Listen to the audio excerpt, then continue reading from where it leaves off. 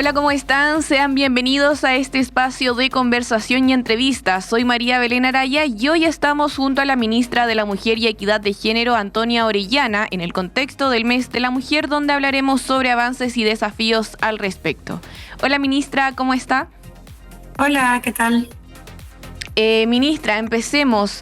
Desde la implementación de la Ley de Responsabilidad Parental y pago de efectivo de pensiones de alimentos que se aprobó en 2023, ¿qué impactos se han observado de su entrada en rigor?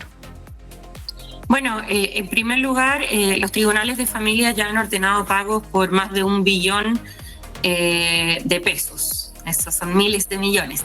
Y en ese sentido, tenemos ya pagos que han llegado a los bolsillos de los niños y niñas y de sus familias cuidadoras, que involucran más de 600 millones de pesos, con un promedio de 2 millones por familia. Eso significa que en promedio, y en esto quiero ser cautelosa porque tiene que ver con que de repente hay más de un niño al que se le debe por familia. Estos son hermanos. Tenemos al menos 112.000 beneficiarias por el mecanismo de pago especial, que es a través de las cuentas bancarias, ¿cierto? Buscar lo que hay en la cuenta bancaria, y al menos 72.000 niños y niñas beneficiados con el pago extraordinario, que es a través de la cuenta de AFP. Paralelamente, en la ley de pago efectivo de pensiones de alimentos, lo que hicimos fue habilitar la posibilidad de que los deudores inscritos en el registro de deudores pudieran salir de ahí, pero no de cualquier forma, sino que llegando a un acuerdo de pago serio que debe aceptar la otra parte. Y la verdad es que ha tenido un muy buen resultado esto, porque ha permitido que un 53% de las personas que están en el registro de deudores hayan ido saliendo. Y es un número sustantivo, y quiere decir que ese incentivo que creamos ha funcionado para apalancar la otra ley. Por supuesto que tenemos desafíos, y esos desafíos tienen que ver sobre todo con acelerar el tiempo de los trámites. Claro. Y ministra, a nivel regional, ¿cómo se ha podido observar este número, estas cifras que me comentaba? Bueno, una de las regiones que lidera es la región de Valparaíso. Es la que acumula el mayor pago, y por supuesto tenemos también otras como Coquimbo, la región metropolitana, pero digamos eso es por volumen de población. Pero si despejamos la cantidad de población, son Valparaíso, Coquimbo las que han tenido mayores volúmenes de pago. En general tenemos una aplicación bien pareja en todas las regiones, por supuesto con distintas poblaciones, cantidad de gente que vive ahí, pero que ha permitido eso. A 3 años de gobierno, ¿cuáles han sido los avances más destacados para fortalecer el rol de Cernamec, esto respecto a la representación jurídica? ¿Qué herramientas tienen hoy para ayudar a víctimas de violencia de género? En primer lugar, logramos algo que es muy importante, que es tener un centro de atención especializada por región. Cuando iniciamos el gobierno, solamente 3 regiones tenían esta posibilidad, que era la metropolitana, el Biobío y Valparaíso. Existían centros de distinto tipo en todo el país, pero no con el nivel y de una forma más ordenada. Esto que implicó que el año pasado transformáramos y abriéramos 24 centros en todo el país, hoy nos permite tener un aumento en que hemos quintuplicado la cantidad de casos en los que representamos jurídicamente. ¿Por qué eso es importante? Porque el Servicio Nacional de la Mujer y Equidad de Género, en especial cuando actúa junto al Ministerio Público, con coordinación, suele tener mejores resultados en los juicios, no solamente respecto a lo que condena respecta y cautelares, sino que también respecto a cómo acompaña a las mujeres. Y en ese sentido hoy tenemos una nueva herramienta, además, gracias a la Ley de Reparación Integral a Víctimas de Femicidio y sus familias, que nos está permitiendo entregar pensiones de apoyo para los niños y niñas que han quedado huérfanos por el femicidio de sus madres. Ya hemos entregado 153 pensiones a menores de 18 años, Esto es porque, no es porque en el último año hayan habido 153 niños que quedaron huérfanos por este motivo de madre, sino porque logramos que el Congreso aprobara que se entregaran pensiones a todos los niños que han sufrido esto desde que se creó el delito de femicidio, desde el 2010, y que todavía sean menores de edad. Y por último, también la ley que tipifica el suicidio femicida, que es conocida como ley Antonia, también nos ha permitido querellarnos en casos en los que antes el Servicio Nacional de la Mujer no podía, que en estos suicidios en los que se sospechan que hay violencia de género detrás. También el caso de Antonia Garros creo que es muy conocido.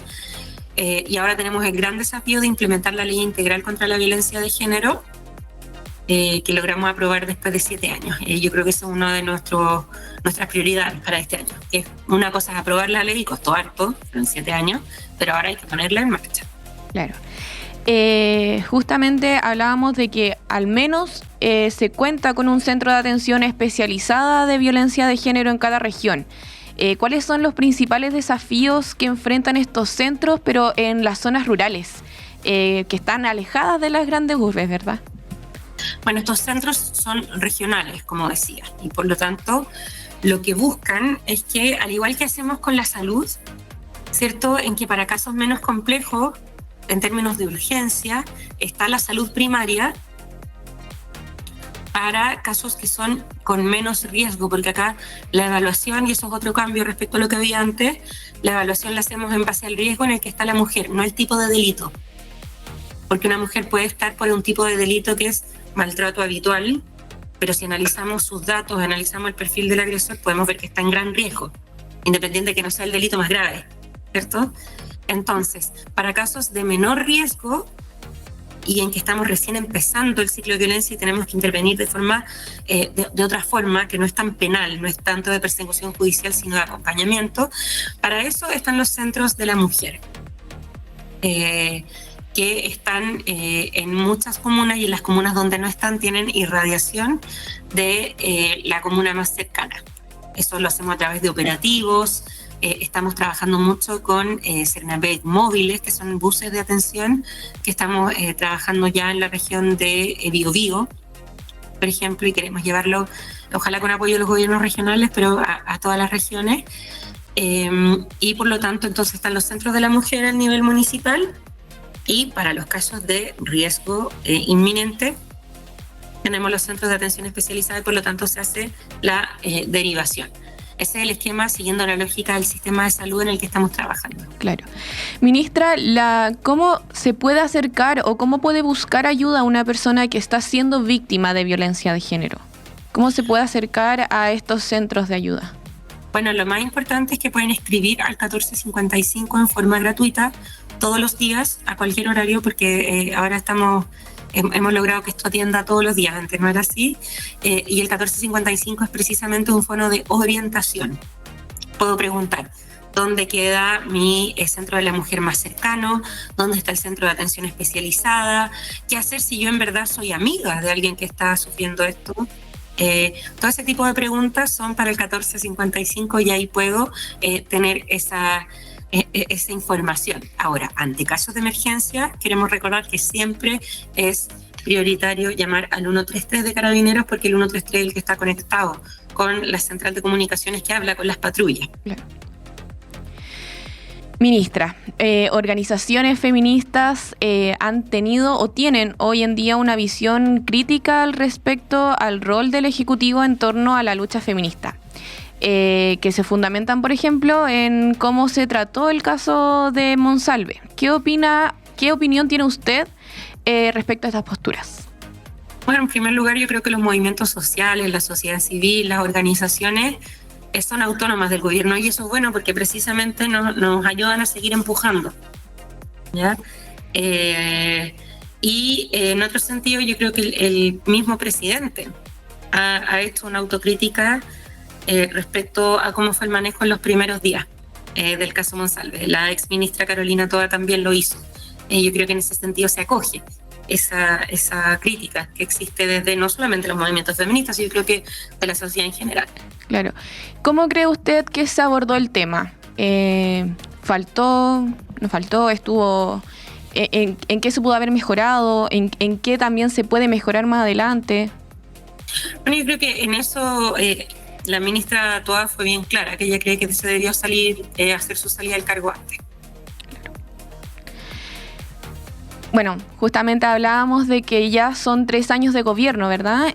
¿Cuáles son los siguientes desafíos? El aborto libre, ¿se tomará la agenda durante este año? Bueno, no es solamente eso. De hecho, ayer logramos aprobar en el Senado por una amplia mayoría la ley de modernización parvularia, que es la parte educativa de la agenda de Sala Cuna.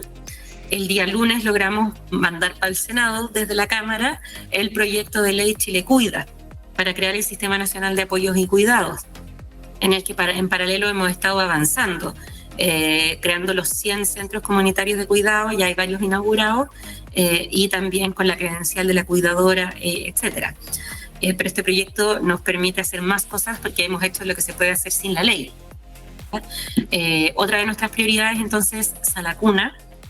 Hoy día se va por fin a iniciar la discusión en la Comisión de Trabajo, ya que por fin ya hay acuerdo de pensiones y hay espacio en esa comisión para debatirlo. La ley de sociedad conyugal, esa ley lleva 14 años de discusión en el Senado. Porque al día de hoy las mujeres casadas, que en un 53% son mujeres casadas bajo régimen de sociedad conyugal, enfrentan múltiples discriminaciones por esa ley, tienen que pedir permiso de por vida prácticamente. Y también, por supuesto, el proyecto de ley respecto a aborto legal. Y ahí quiero ser más precisa, nosotros no decimos aborto libre, sino aborto legal, porque aborto libre, digamos, da para mucha desinformación. En todos los países en donde esto se ha legalizado, como Alemania, como Uruguay, existe un límite siempre. Y por lo tanto lo que vamos a plantear es en ese sentido. Ahora, no lo vamos a ingresar hasta que podamos tener claridad de la opinión de la Contraloría respecto al nuevo reglamento de las 3 causales, que es otra cosa. Pero creemos que hay que ser responsables con las 3 causales. ¿Por qué? Porque hay grupos antiderechos en el Congreso que sin que nosotros siquiera metamos un proyecto, ya desde el primer día querían eliminar las 3 causales y lo intentaron en el segundo proceso constitucional. Entonces, vamos a ingresar el proyecto una vez que tengamos despejado ese primer paso. Pero está entre los planes poner en discusión este proyecto. El compromiso del presidente también y la tarea que nos encomendó. Por último, ministra, sé que es complicado muchas veces responder este tipo de preguntas, ¿verdad? Pero ¿qué balance hace usted respecto a los avances y deudas que el Ejecutivo en términos feministas y equidad de género tiene? Bueno, yo creo que siendo un gobierno que tiene minoría en el Congreso, y esa minoría está dada porque fue lo que la gente decidió, hemos logrado aprobar 3 leyes en forma transversal. Y creo que eso no es menor. La ley integral, la ley de pago de pensiones de alimentos y la ley Antonia. Eso en primer lugar. Y creo que eso es muy importante. Además de otros proyectos que hemos llevado en conjunto con el Ministerio del Trabajo, como la ley de conciliación para la vida laboral, la ley de 40 horas, que es tan importante para las mujeres y para las familias en general, y por supuesto la ley Karim, que está transformando, no sin dificultades, porque esto es un cambio profundo, pero no sin dificultades, está transformando la cultura dentro del espacio de trabajo. Entonces creo que tenemos avances importantes, pero ahora el desafío creo que es implementar. Claro, avanzando en esos avances. Justamente entregarle más herramientas, ¿verdad?, a la gente. Bueno, ministra, muchas gracias por acompañarnos en este espacio de conversación. Hablábamos sobre avances y desafíos junto a la ministra de la Mujer y Equidad de Género, Antonia Orellana. Muchas gracias por acompañarnos. Muchas gracias a ustedes también y que tengan un buen día. Muchas gracias. Y muchas gracias a quienes nos escuchan. Recuerde que puede revivir esta y otras entrevistas en radioregionales.cl. Que estén muy bien.